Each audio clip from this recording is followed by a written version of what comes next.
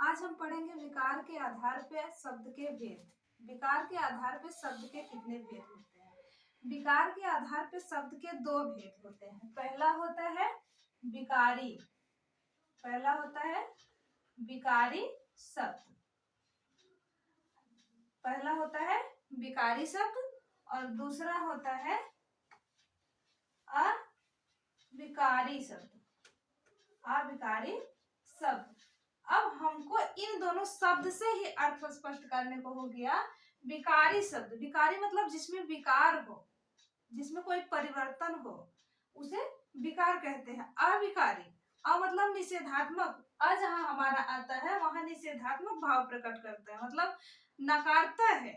अविकारी का मतलब होता है जिसमें कोई परिवर्तन ना हो, उसे अविकारी कहते हैं। अविकारी शब्द, अविकारी, यहाँ पे हम पहला देखें यहाँ पे हम पहला देखें विकारी, विकारी शब्द। विकारी शब्द वे शब्द होते हैं, विकारी शब्द वे शब्द होते हैं जिनका परिवर्तन लिंग वचन कारक के आधार पे किया जा सकता है, उन्हें हम विकारी शब्द कहते हैं।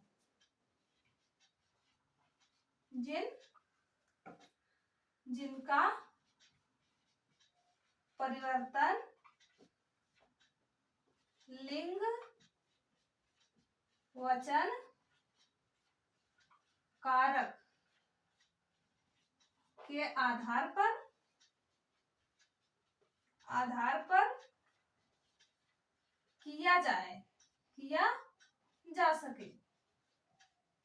किया जा सके उसे विकारी शब्द कहते हैं। यानी कि लिंग वचन कारक के आधार पे जिन शब्दों में परिवर्तन किए जाते हैं उन्हें हम विकारी शब्द कहते हैं।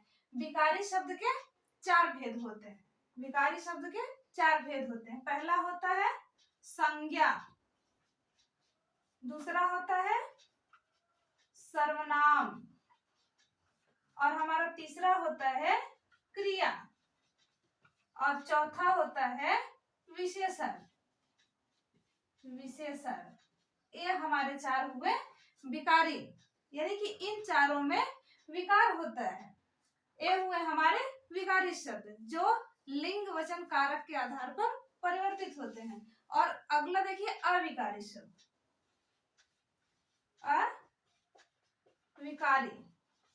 अविकारी शब्द। अविकारी शब्द मतलब जिनमें कोई विकार ना हो, तो इसका हो गया लिंग वचन कारक के आधार पर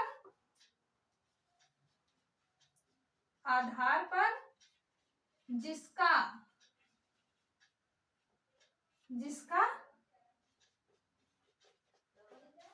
परिवर्तन ना हो सके, जिसका परिवर्तन ना हो सके। इसमें हो सकता है और इसमें नहीं हो सकता है, ना हो सके, उसे हम अविकारी शब्द कहते हैं। यानी कि अविकारी में लिंग वचन कारक के आधार पे इनका परिवर्तन नहीं होता, इसीलिए हम इसे अविकारी शब्द कहते हैं। इसके भी चार भेद होते हैं। जैसे पहला हो गया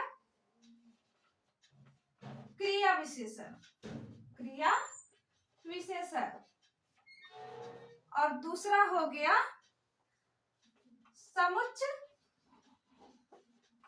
समुच्चय बोधक, तीसरा हो गया संबंध बोधक और हमारा चौथा हो गया विस्मयादि बोधक। चौथा हो गया विस्मयादि बोधक। ये हमारे हुए अविकारी शब्द के चार भेद, जिसमें से आप पढ़े हैं संज्ञा। अब विकारी शब्द में जिसमें से आप पढ़े हैं संज्ञा। संज्ञा मतलब किसी के नाम, इसमें परिवर्तन हो सकते हैं। सर्वनाम, इसमें भी परिवर्तन हो सकते हैं। क्रिया में भी परिवर्तन हो सकते हैं। विशेषण में भी परिवर्तन हो सकते हैं, लेकिन किसके आधार पे? लिंग वचन कारक के आधार पे। अविकारी शब्द जो होते हैं इनमें कोई परिवर्तन नहीं हो सकता। इन शब्दों में क्रिया विशेषण, जैसे क्रिया की जो विशेषता बतलाते हैं उन्हें क्रिया विशेषण कहते हैं। समुच्चय बोधक, समुच्चय बोधक में जो होते हैं वे सदैव क्या करते हैं? समुचितता का भाव प्रकट करते हैं। और संबंध बोधक में संबंध को प्रदर्शित करते हैं, संबंध को दिखाते हैं।